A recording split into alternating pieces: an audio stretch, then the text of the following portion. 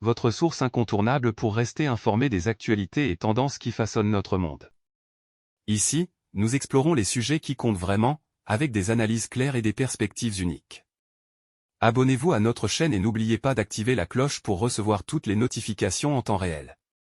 Rejoignez-nous et restez toujours à jour avec les informations qui font la différence.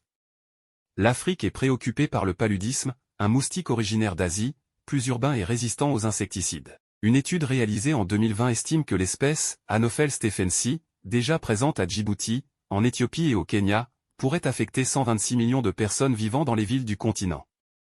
L'Anopheles stephensi, un moustique urbain originaire d'Asie et résistant aux insecticides, est responsable d'une augmentation des cas de paludisme en Afrique de l'Est, mettant en péril des décennies de progrès dans la lutte contre la maladie sur le continent. Dans les villes indiennes et iraniennes, l'espèce est le principal vecteur du paludisme et a été détectée pour la première fois en Afrique à Djibouti en 2012.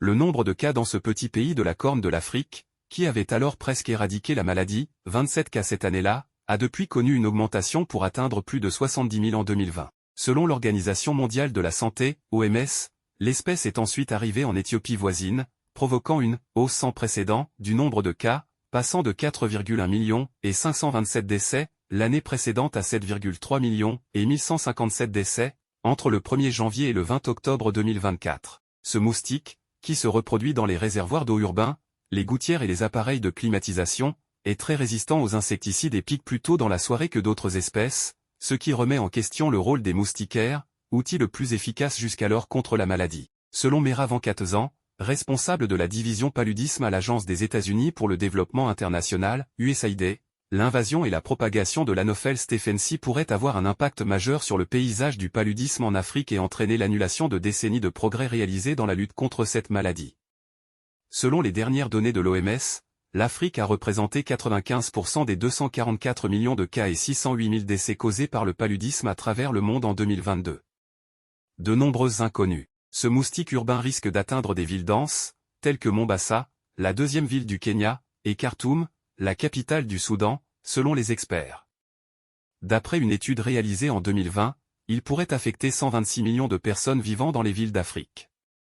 Un mois seulement plus tôt, l'OMS a déclaré l'Égypte exempte de paludisme après plus d'un siècle de lutte contre la maladie, un statut qui pourrait être en danger en cas d'arrivée de l'Anopheles stephensi. Il reste beaucoup de mystères sur cette espèce. La présence de cette espèce au Kenya a été confirmée fin 2022, mais elle semble avoir été maintenue dans des régions chaudes et sèches sans atteindre la capitale, Nairobi, située en altitude.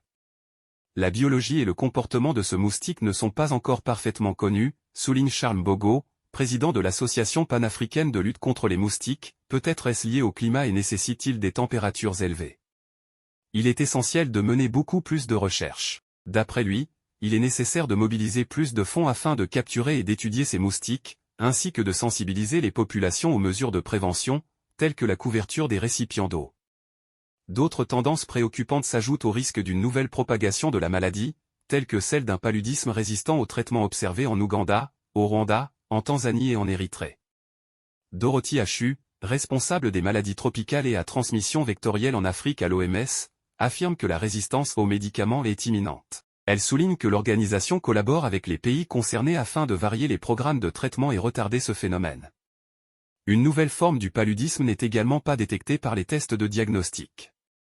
Selon Mera Van Katzan, la transmission accrue causée par le stephensi pourrait éventuellement favoriser la propagation d'autres menaces. Selon Dorothy Achu, en raison du manque de coordination entre les gouvernements africains, l'OMS travaille à élaborer une approche plus continentale. Selon Charles Mbogo, il est primordial d'avoir une plus grande détermination politique. En tant que scientifiques, nous communiquons des informations avec nos collègues des pays voisins, affirme-t-il. Cependant, il est nécessaire d'atteindre un niveau supérieur.